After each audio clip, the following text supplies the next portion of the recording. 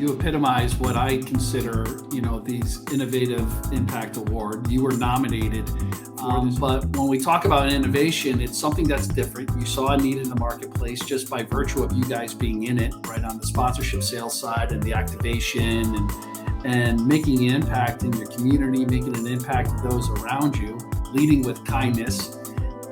So this is why I created it. I said, this is a way for me to kind of celebrate you guys, the ones that are out there in the trenches every day. So when you lead with kindness, these things happen. Let's talk about the solution that you guys are providing for sponsors and for teams, and how has it grown since the original concept? Oh my goodness, it has grown more than we could have ever imagined, which is always the goal. But it's grown in ways that we couldn't have even anticipated at the beginning. So, Chris and I are non-technical co-founders. With my marketing business, I would build websites. I knew graphic design, but I'm not a coder. Neither is Chris. And it really, the solution that we created, FanSaves, stemmed from, us going out, selling sponsorship for the teams we are working for. And business owners kept telling us, we want more than a dashboard. We want more than a wall sign, a scoreboard ad, or a coupon in the game day program. We really want something digital. We want something that tracks customer demographics and tracks our return on investment, and something that will actually bring people into our businesses. We're spending a lot of money. You need to provide more. So we're like maybe we create an app. And it actually started as an app for the team. And there was a tab, and it was called Fan. It had a space, and it was save, not plural. And it was just this tab, and we'd put, some of our current sponsors on it. And then we'd bring it out to new sponsors and be like, would you like to put a deal on this tab? And they were like, yeah, I'll do that. So we got all this validation. So then we said, okay, well, having worked in digital marketing, I said, we have to buy the .com. We need the .com. Go to buy it. FanSave without an S isn't available. So we throw an S on it, get fansaves.com. And then from there, we're like, okay, well, we can't just use this fake prototype team app. Let's create an entire app called FanSaves that offers fans discounts and deals from the team sponsors. And, we were able to launch that in early 2018 with the two teams we were working for. And then we just continued to get that validation. And now we're working with over 60 teams across North America. We have over 800 businesses and brands, from big names to mom and pop shops around the US and Canada. And we broke 1,000 deals last week, or 2 weeks ago. So yeah, it's just grown. And yet we signed our first NHL team, which is exciting. We have league partnerships with the American Hockey League, the East Coast Hockey League, the ECHL, and the USHL. And, we're just so happy of where it went, because the thing that's really changed is, when we started, we didn't know what we didn't know. We were like, we need an app. And now we have our web app, which is basically our integratable website. And that is really more of what we promote, because that is embeddable and that allows teams to really direct traffic to their site. So there's so many things along the way, we could never have anticipated, but we've really, been agile and been nimble and just grown with it, and, taken everything as it's come. And we've faced adversity, but we're still here. So talk about that. You are still here, and although under disguise with the blurriness, but that's okay because the show must go on. What are the challenges that you've had, and what really, what keeps you up at night? Everything. But yes, I think our biggest adversity was overcoming being non-technical co-founders at the beginning, because we went through 4 different developers until we actually found our current developer, who is amazing and wonderful. But it took us a lot, and we ended up spending a lot of money on the wrong things and the wrong people. And looking back, we, again, it's part of our journey. We had to go through that to get to where we are today. So that's been a lot of adversity. But the really cool thing is, like, I'm the product manager. So I do all that software stuff. I don't code, but I'm managing everything on the technical side now. And oftentimes I hear myself speaking in jargon that I never knew existed before. And I'm like, also COVID, of course, I'd be, crazy not to mention that. But we knew when the NBA shut down, Chris and I looked at each other and we were like, oh shit, like this is not good, because at the time, sport, and still, like, sports is our main vertical, our main focus. And if, we have three stakeholders, we have the sports team, we have the sponsor, and we have the fan. And all three of them were affected because sports teams were closed down, businesses were closed down, and people weren't shopping. So we had to pivot. We figured out a way to give back. We actually did a program and raised over $30,000 for local businesses across Canada, and kept our name relevant, kept our brand out there, and ended up getting customers from that in the future.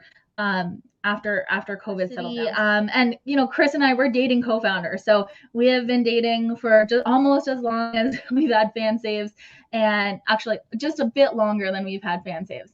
And your story. Let's hear your side of this story. I've heard the other side, but let's hear your side of the story. Yeah, so my side of the story kind of goes back. I mean, I grew up playing competitive hockey, and I started playing hockey with the boys, and always was kind of like one of the boys, like always had tons of girlfriends, but always just was often the only woman in the room. Even when I started my career, after university in sports marketing, for an online sports book. So that was really fun. I learned a lot about not only how to make good bets, but also a lot about digital marketing. So, I grew up, my mom was an entrepreneur, and she owned an international freight forwarding and customs company. So she was often the only woman in the room. So I grew up looking to her, and she was a single mom. I'm an only child, really amazing bond. And I learned so much from her.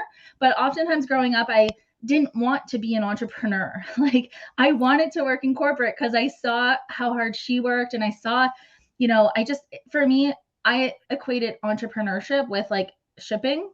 And I was like, I don't like shipping. I don't like customs. I don't want to do that. So I really got my start in the corporate world. And then in 2015, so about 7 years ago, my mom actually passed away, and it shook my whole world. And I dealt with a lot of complicated grief. And, I was at my lowest point and decided to start my first business, which was a marketing and events company, which led me to the story that where I met Chris, when one of my clients was a minor pro hockey team. And Chris was a player who broke his finger in a fight, and he came onto the front office. We took over all the marketing, all the sales, all the sponsorship, game day operations. And then we did that for another team at the same time as well. And that's when we came up with fan saves, and we solved the sponsorship problem we were running into. So yeah, the story, I always say, and a lot of my friends say, like, I'm the best example of everything happens for a reason, because a lot of things had to go wrong for me to get here. Talk about the relationship with your mom a little bit more. Yeah, my mom was seriously like my best friend, and watching her, like you said, have that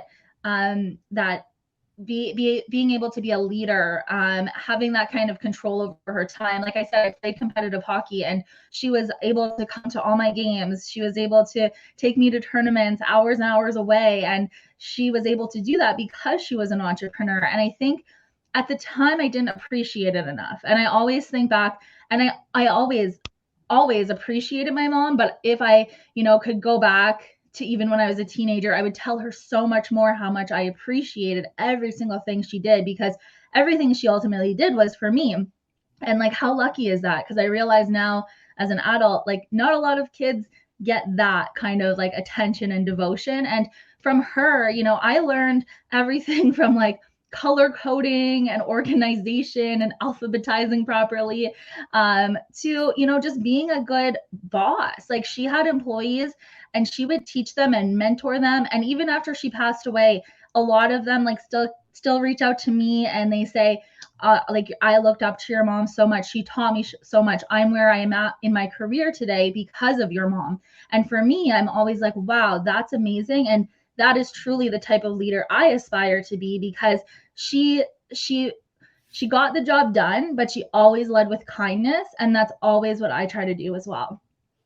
Leading with kindness is always the way to go. Sometimes you don't feel like you want to be kind. Oh no.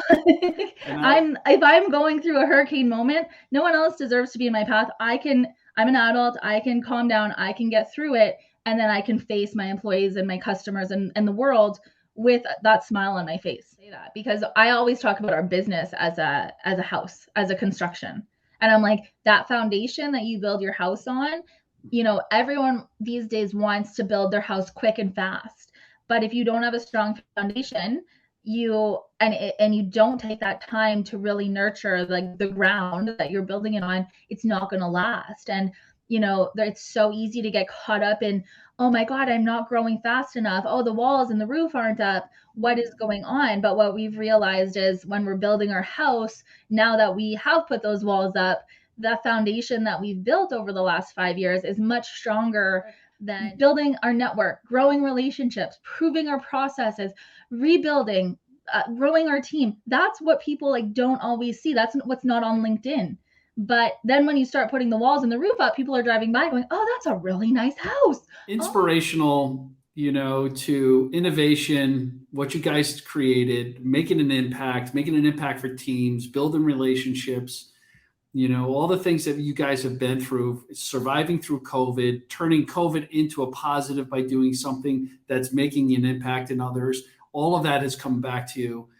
I know your mom is so proud of you, looking down upon you, what you've done, even though you're not doing shipping and all that other crazy stuff. But in a sense, you're serving others, and that's, you're serving with kindness. And that's the reason why, you got this recognition, and we're celebrating you and your career and in your business. So congrats. I am just so honored. You have been such a champion of Fan Saves and Chris and myself since the early days. And this is just, it's so wonderful to be, recognized, and it means the world. And yeah, I know my mom's really proud as well. I won an award last week, and I said in my speech, I hope that I can be proof that strong mothers can raise strong daughters. And, that really seemed to impact a lot of people, because I hope that I'm proof of that. You are. Apples don't fall far from the tree. And you do lead the league in the library behind you too. That's my secret power. Read a lot, learn as much as you can, and never stop learning. That's it from us here. Congratulations again on the Innovative Impact Award. That's Shannon. I'm Rob. This is MyConnectSports.com. See you later. Don't look behind the curtain.